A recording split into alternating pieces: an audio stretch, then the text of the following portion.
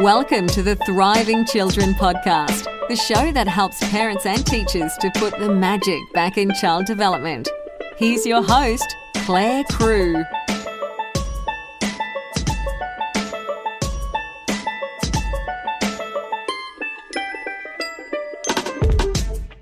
This is episode number 82 of the Thriving Children podcast. I'm Clare Crew, and in this episode, I'm sharing motor play ideas for children in their first 12 months of life. And the idea for this episode has come from Courtney. She's recently discovered the Thriving Children podcast because a friend has referred her to the Tummy Time episodes, feeling that she'd really benefit in hearing from those with her 8-month-old. So she's enjoying those. Tummy time is now part of her day-to-day life with her baby, but she's wondering what else she could actually be doing to support her child's gross motor development. So thank you so much for the idea for the episode, Courtney. Sometimes I have a huge amount of ideas for what I want to share on the podcast, and other times I'm really stumped. So if you, like Courtney, have a specific topic you'd like me to dive into, I would really appreciate you letting me know either on my Facebook page, which you can find under Thriving Children, or by sending me an email to clare@thrivingchildren.com.au. That would be awesome. And thanks too to Courtney's friend for sharing the podcast with her. That's definitely a way that the podcast grows and that more people find it and benefit from the information. All right, so because we're talking about tummy time, I thought it was really not tummy time. Oh my goodness, because we're talking about motor play, I thought it was important to firstly define what it is. So there's a definition that I'm about to share from the Child Development Institute, and it says, motor play provides critical opportunities for children to develop both individual gross and fine muscle strength and overall integration of muscles, nerves, and brain functions. So motor play is a term that you may not be familiar with if you're not an educator, but really what it's talking about is movement. And children naturally engage in lots of motor play, often play when left to their own devices, has this physical element to it, but the definition of motor play can also extend to physical movement style games and experiences that we engage with our children. And the importance of motor play, so Courtney's asked the question in regards to her child's gross motor development, but if you're new to the podcast, if you're new to the information I share, just a quick reminder that a child's physical development, that movement, is so intertwined with their brain development. So yes, we do want children to be physically coordinated and strong and have that physical stamina, but just keep in mind that really what we're talking about here is so much bigger. So what I'm sharing in this episode has a physical basis, but please do know that it's also supporting a child's brain development too. Okay, so I'm really just going to run through some ideas of experiences that are ideal for children in the first 12 months of life. I have had in my mind as I've written down my notes that Courtney's child is 8 months of age. So just keep in mind that if you have a much younger baby, you may need to modify some of these a little, but the experiences are just as beneficial for newborns as they are for older, more mobile, more strong babies too. Okay, so firstly, it's really important that our babies get lots of touch, lots of tactile stimulation. So they need lots of massage, they need cuddles, and that may not sound like it's connected to their physical development or their brain development, but it really is. So it's helping to build their body awareness, which is the understanding of what parts of the body they have, where they're located, and how it feels to move them. I do have a whole episode delving into body awareness, I believe, much earlier in the podcast. But essentially, when a baby is born, they don't know what parts of the body they have, and this is developed over the first few years of life through touch and through movement. So in the early days, it's through those reflex-driven movements that really aren't self-selected. And then over time, it's the movements that they're able to do themselves. But in the early days, it can also be the movements that you assist their body to do too. Within this category, I've also put having bare feet. There is really no need for a child under 12 months of age to be wearing shoes ever. Even when they're crawling, even when you're going out, even when perhaps for some babies, they might just be in the early phases of walking before they turn 1. They really don't need shoes. And in truth, they really don't need socks either. So bare feet as much as possible. And so this really helps with sensory development, with that body awareness, with proprioception. So there's a lot of sensory information that we collect through our feet when they are bare, when they have contact with surfaces. And although for young babies, they're not actually weight bearing on their feet yet, and we don't want to be encouraging that at all before they're walking, they are still having much more freedom and flexibility of those feet movements and of the toes, and they're able to maybe reach up and touch them or kick things around them. That's all a lot easier when they have bare feet. Now, also into this category, I've placed bottle feeding, which may sound a little bit odd. So what I want to talk about here is, if you're breastfeeding, fabulous. I'm not meaning to stop breastfeeding and start bottle feeding. But when a baby is feeding well at the breast, we tend to swap sides, either during the feed or we alternate each feed. And that is really important. And when, for whatever reason, we're bottle feeding, certainly that's something that I needed to do with my 3 children, we tend to fall into this pattern of always feeding on the same arm. So for me, if someone passes me a baby and says, "Can you give them this bottle?" I will just naturally, without thinking about it, hold them in my left arm so that my right arm is there ready to hold the bottle and feed them. That's just the comfiest position for me.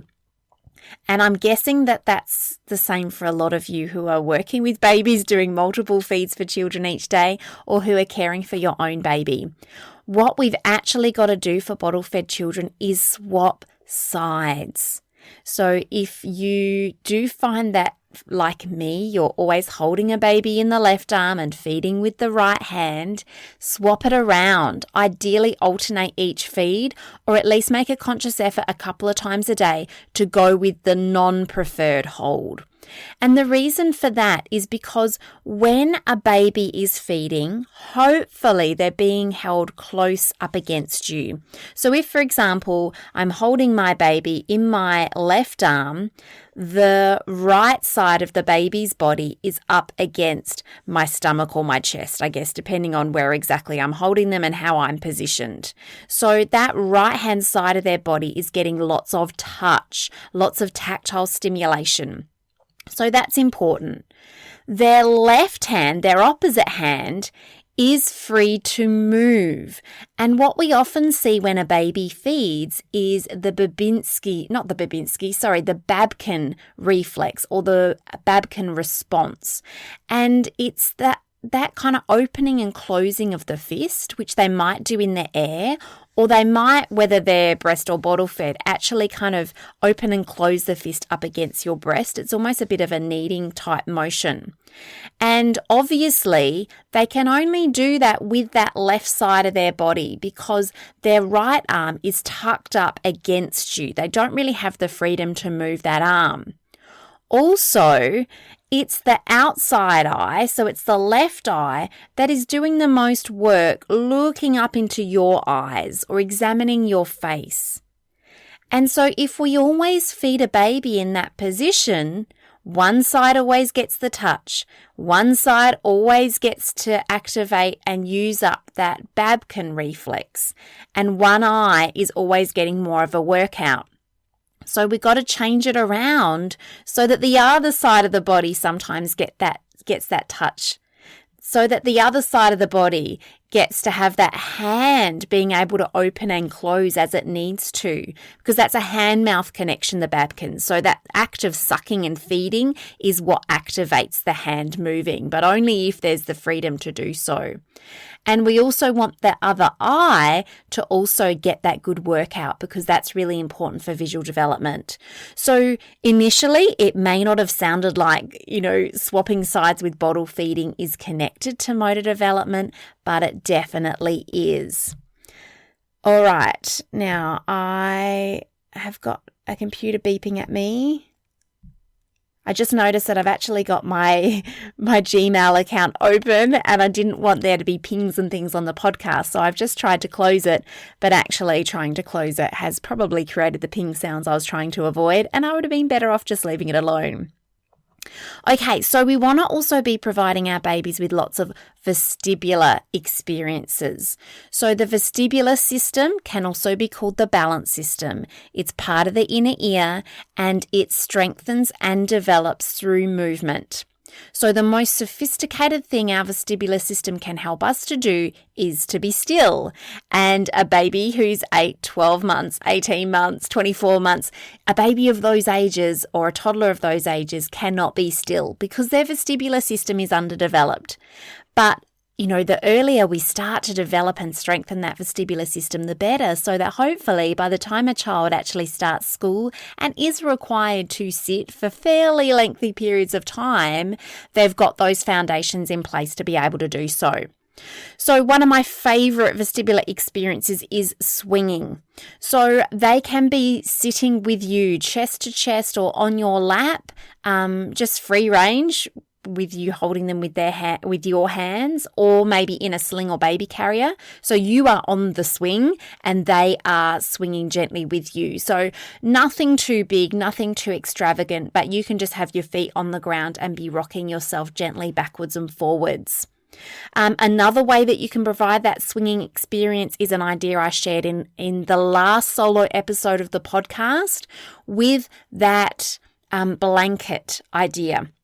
So I talked about how you could put your baby on the tummy in the middle of a firm blanket, and you would hold two corners on one side of the baby. Someone else, another adult, holds the two corners on the other side of the baby, and you raise it off the ground and gently swing it to and fro. So it's kind of like you create this hammock for your baby, and they're secure in there as you swing it gently. So ideally, I like to do that on the tummy because it provides an extra additional tummy time experience, but you can also do that with children on their back too.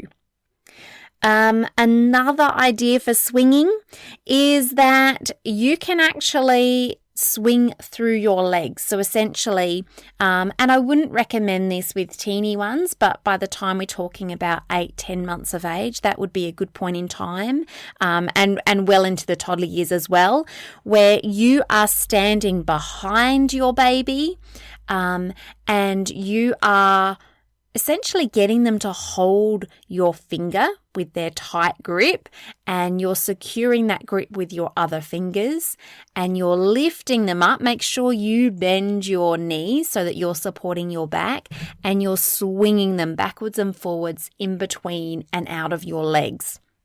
So if you're going to do that, really make sure that your baby's grip, it's kind of hard to put into words. I know it when I feel it. You want them to be co-contracting at the elbow. You don't want to be doing anything that's going to, like pull their arm out of their shoulder socket, for example. So if in doubt, perhaps don't, or hold them underneath their arms. That was probably a better way to do it actually with a younger baby. And you may not even need to be standing for that. You might just do it sort of from a seated position near you. Who knows? You've got to experiment based on the size of your baby and what feels comfortable for both of you. But when you're doing it with the handhold, like I just described, it should feel like a strong grip, and not just at the hands, but it should feel well supported from the arms. And you can sort of do that a couple of times, perhaps with a rest down on the ground in the middle. And if you feel all of a sudden that the arms are more floppy, or it just doesn't feel, strong is the only word I can think of to describe it. I should have probably thought about this a little bit more. If you feel a change in how the arms are responding to that, please stop. Typically for a child of about 8 to 10 months, you might be able to have a couple of turns for maybe 5 to 10 seconds, and that's not an issue at all. If in doubt, don't, or if in doubt, just secure that hold underneath the arms instead. It's less of an exaggerated swinging motion, but it might just give you a bit more confidence until you know exactly what I'm explaining. And this, I feel like this is a little bit of a deja vu with the tummy ideas in the last solo episode. I'm doing my best to put them into words, but really it's so much easier to see a picture, or even more so, it's a lot easier to see them actually being done in person. And I find it easier with someone's child to say, let me show you how to do this. And I grab the child and I do it. And then they can learn from actually seeing and also seeing their child's positive, happy or giggly response kind of lets them know, oh, good, that sounded really weird, but actually I can see my baby really enjoys it. Obviously with the swinging as well, once your child is sitting independently, then they can go into a baby swing at the park, or you might have a swing set up outside in your yard or hanging from a tree. But do try to avoid that seated position until a child is sitting themselves. Another vestibular idea is dancing. So put some music on. You could have classical music, you could have jazz music, you could have, mainstream pop songs, hold your baby chest to chest or on your hip and do some dancing. They typically love that. And something that you can incorporate in the dancing or at a different time is going upside down. And that sounds quite radical to some people, this idea of putting our babies upside down. But when you think about it, most babies were upside down in utero before being born. So it is quite a natural experience for them. It is the most intense form of vestibular input we can give our babies, and it works all the muscles in the body. So it's great for muscle tone. And when I talk about all the muscles in the body, I include the eyes in that too. So the most simple way to begin with giving our babies time upside down is being chest to chest. So it might be while you do a dance, or it might just be this separate experience. And then what you do, if in doubt, depending on their age and whether they still have a head lag, put your, so one of your hands is supporting their back, one of your hands is supporting the back of their head, and then you are bending forwards, which essentially tips your baby backwards. Sorry if my voice got a bit loud then. I was actually enacting it in front of the microphone. So you can start off obviously with just such a gentle tip backwards, but you can actually get quite exaggerated over time till your baby's kind of has their legs wrapped around you and they're tipping right back based on their age, based on their comfort levels. Wait until you're both ready for that, please. Somersaults are awesome. I'm not going to get into how to do somersaults because you do have to be super careful. That's something I can show people in person. It's not so much something that I can explain very well on a podcast, but know that is possible. Really simple and really, really fun. Another thing that you can do is have your baby laying on their tummy, and then when they're quite young, you would be lifting them up by their hips. As they get a bit older, you could move to their thighs and then eventually down to their feet. So you're essentially standing behind them, you lift them up in a hold, and then they are looking at you, but probably not your face, more like your legs. It depends. It's probably a better position to do when you are kneeling down on the ground. And for some children from about 6 to 9 months of age have developed a parachute reflex. It's a postural reflex, and that is one that we have for the rest of our lives, and it's there to protect our head if we have a fall forwards. And so what happens when you tip a baby upside down in this way, at the age of Courtney's baby, perhaps it's already there, as you start to lower the baby back down to their tummy afterwards, their arms come out in front of them, and it's a really beautiful, gentle lower down onto the ground. So that's something to look out for. See if the parachute reflex is there. If you've got a baby who's, 10, 11 months and the parachute reflex isn't there, that might be a sign that there's too many primitive reflexes that have stuck around and there isn't enough room for the development of their postural reflexes, the parachute reflex being one of them. So what I do with younger babies is essentially I'm kneeling on the ground before I do this, but one of my legs is essentially, it's bent so that I've got like a nice flat horizontal shelf, that top part of my leg is ready for them to land on instead of the floor. Because otherwise, without that parachute reflex, they're going to be landing head first, and you don't want that. So you could be in that position so that you've got your leg to drape them over as they land, or you might just be able to reconfigure yourself so that you have one hand that then goes under their chest for that gentle lowering. Another thing that's awesome to do with babies in the first 12 months of life is allowing them to climb. So as soon as they are mobile, once they're crawling on hands and knees, definitely. For some children, once they are commando crawling, that's crawling on their tummy, they're actually capable of climbing. And often we don't anticipate that they'll be ready to climb until they're walking. Not the case. So if you have stairs in your house, allow them to climb them. If there's stairs at the park or at someone else's house, allow them to climb them. Ladders too can be fabulous. Sometimes the rungs are too widely spaced apart. That makes it a little bit tricky. But if there is a ladder where they seem to be able to grab the rungs, let them go for it. Be there behind them. Particularly with a ladder, perhaps have your hands at their hips where you're not supporting their weight, but you're kind of ready if something goes a little bit pear-shaped. But do give them those experiences to develop those climbing abilities. I think that that's something that we often see as a bad thing. Oh no, they're climbing. They're going to start climbing out of their cot soon. They're going to be climbing up on the kitchen bench and they're going to be creating mayhem. But in instances where they are going to need to develop those climbing abilities, it's a really good thing to foster from a young age so that they can do it safely. And of course, teaching them at the same time too, that when we come down those stairs or down that ladder, the best way to do it with control is to be coming down backwards. All right, so some other things that we can do is in regards to developing upper body strength, hand development, really important for cutting later, for writing, for holding a pencil correctly. And they also have the benefit of adding in some calming proprioception too. So proprioception is also called heavy work. It's stimulation of the muscles and the joints and the ligaments of the body. So one idea is pull-ups. So essentially this is where your baby is laying on their back. The position I prefer is if they're actually perhaps laying on their back on your legs. So you're sitting in a position, like on the floor, for example, where your legs are quite flat.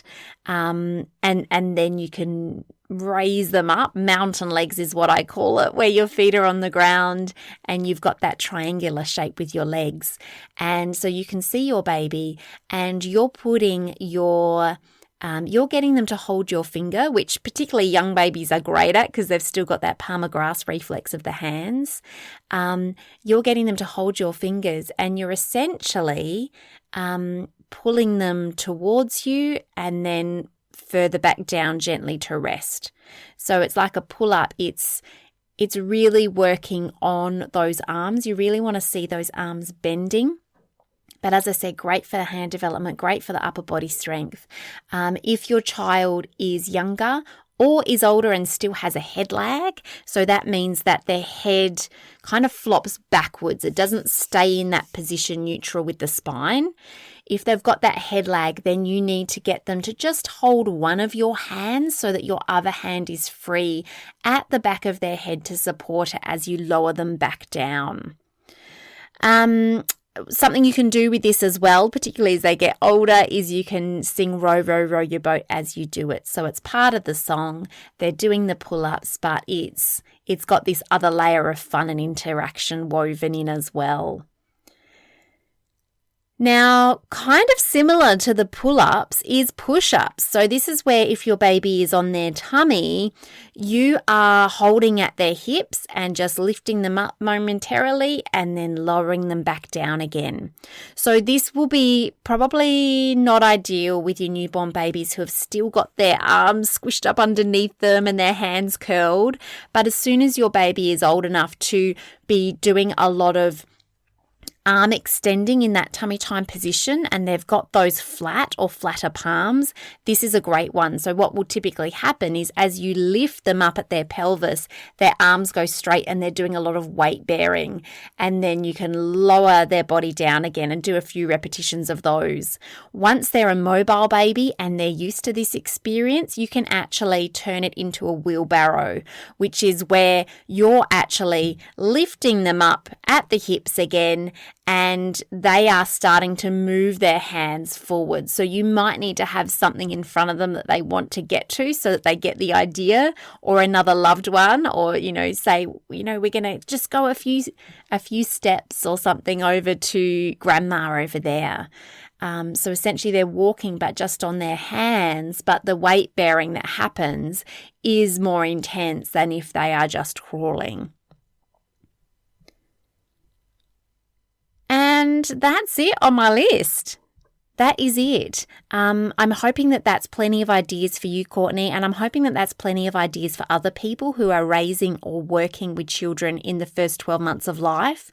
They're really simple ideas, and sometimes we go, is that it? But actually, child development is really simple, and for the most part, children are really going to be guiding us. They're going to be showing us what they're interested in. They're going to be seeking out experiences that really benefit their development. But having a few motor play ideas up your sleeve is also really beneficial, because we know how important laying these foundations are, as I said at the start of the episode, not just for their physical development and coordination, but also for their brain development. And above all else, always make sure that things are fun. So if you are doing something with your child, you're interacting together, and it's an idea from this list or it's an idea from someone else. If you or your baby isn't enjoying it, just stop. Stick to the ones that work for you. Really listen to that inner voice, and go from there, because particularly, I think if you're feeling uncertain, your baby's going to pick up on those feelings, and those feelings are then going to taint what you're doing with them. Above all else, we learn and we develop when we're in that loving, supportive, playful environment. So that brings me to the end of this episode of the Thriving Children podcast. If you're getting a lot out of it, I would really appreciate you leaving a review in iTunes. It's how iTunes do their rankings, and therefore it's how a lot more people find the podcast as well. So as long as I remember, I will put a link in the show notes for this episode showing you, with some written instructions, with some picture instructions, how to actually do that. Because it's not actually easy, but once you know how, it literally takes about 1 or 2 minutes. It is super straightforward. So until next time, be kind to yourself.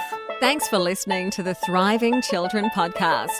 For even more goodness, visit thrivingchildren.com.au.